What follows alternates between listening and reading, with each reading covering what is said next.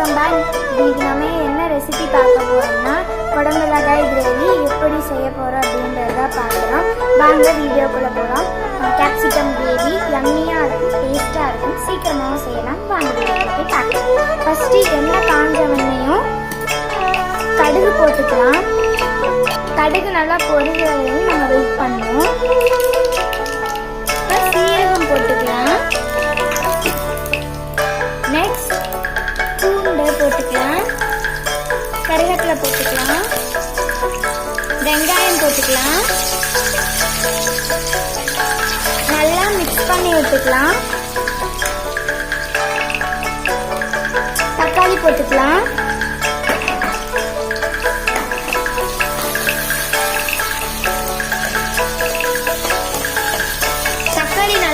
விட்டுக்கலாம். தக்காளி வதங்க நான் கல்லுப்பு போட்டோம்னா சீக்கிரமா வதங்கிடும். மஞ்சத்தூள் போட்டுக்கலாம்.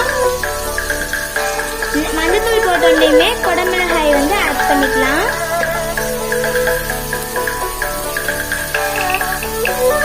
குடமிளகாய் போட்டு நல்லா மிக்ஸ் பண்ணிக்கலாம்.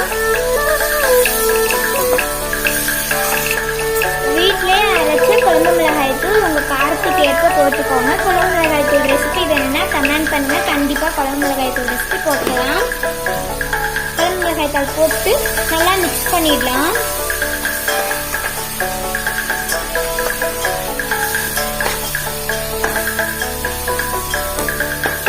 இப்ப தேவையான அளவுக்கு நம்ம தண்ணி ஊற்றிக்கலாம். உங்களுக்கு எவ்வளோ கிரேவி கன்சிஸ்டன்சி பொறுத்து நீங்க தண்ணி ஊற்றிக்கோங்க.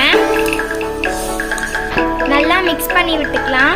கொதி வந்த வேட்டி கொதி வேகட்டோன்னு கடலக்காயை நம்ம பவுடர் அரைச்சிக்கலாம்.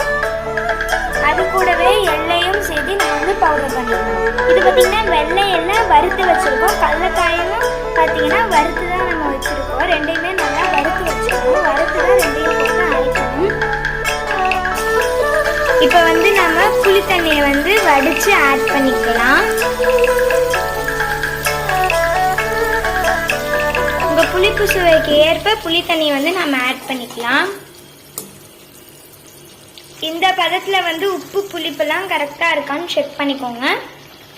அப்படி பத்தலைன்னா நம்ம கல் உப்பு ஆட் பண்ணிக்கலாம். உங்களுக்கு பத்தலைன்னா மட்டும் நீங்க ஆட் பண்ணிக்கலாம். எனக்கு பத்தல, ஸோ நான் ஆட் பண்ணிக்கிட்டேன். இதுதான் பார்த்தீங்கன்னா நம்ம அரைச்சி வச்ச கடலக்காய் எள்ளு பவுடர். இந்த மாதிரி கன்சிஸ்டன்சியில் நீங்கள் அரைச்சி வச்சுக்கோங்க. ஃபர்ஸ்ட் நீங்கள் நார்மலாக விட்டு அரைச்சிட்டு 2 டைம்ஸ் பல்ஸில் விட்டு அரைச்சிங்கன்னா இந்த மாதிரி உங்களுக்கு கொரகொரப்பாக கிடைக்கும். இப்போ பார்த்தீங்கன்னா கொதி வந்த பிறகு நம்ம அரைச்சி போட்ட பவுடரை நம்ம போட்டுக்கலாம்.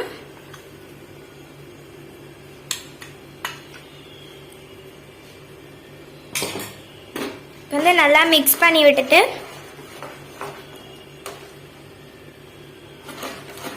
5 மினிட்ஸ் சிம்ல வச்சு நம்ம கொதிக்க விட்டுக்கலாம். உங்களுக்கு எப்படி திக்னஸ் பிடிக்குமோ நீங்க அந்த அளவுக்கு நம்ம வேர்க்கடலை வெள்ளை எள்ளு பவுடரை நம்ம அரைச்சு போட்டுக்கலாம். உங்களுக்கு எப்படி கிரேவி மாதிரி வேணாலும் வச்சுக்கலாம், குழம்பு மாதிரி வேணாலும் வச்சுக்கலாம். உங்களுக்கு திக்னஸை பொறுத்து நீங்கள் அந்த பவுடரோட அளவு மீடியமாகவும் குறைவாகவும் நிறையவும் நீங்கள் ஆட் பண்ணிக்கலாம். இந்த ஸ்டேஜில் நம்ம உப்பு காரம் எல்லாம் கரெக்டாக இருக்கான்னு செக் பண்ணிக்கலாம்.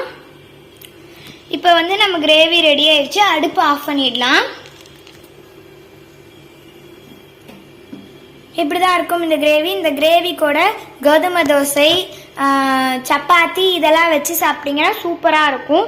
உங்களுக்கு இது ரெண்டுல எந்த ஷைடஸ் பிடிச்சிருக்கோ நீங்கள் அதை செய்யலாம். இந்த வீடியோ பிடிச்சிருந்தா லைக் பண்ணுங்கள், ஷேர் பண்ணுங்கள், கமெண்ட் பண்ணுங்கள். மறக்காமல் சப்ஸ்கிரைப் பண்ணிடுங்க. கூட இருக்க அந்த பெல் ஐக்கானையும் ப்ளஸ் பண்ணிடுங்க. பாய், see you next video.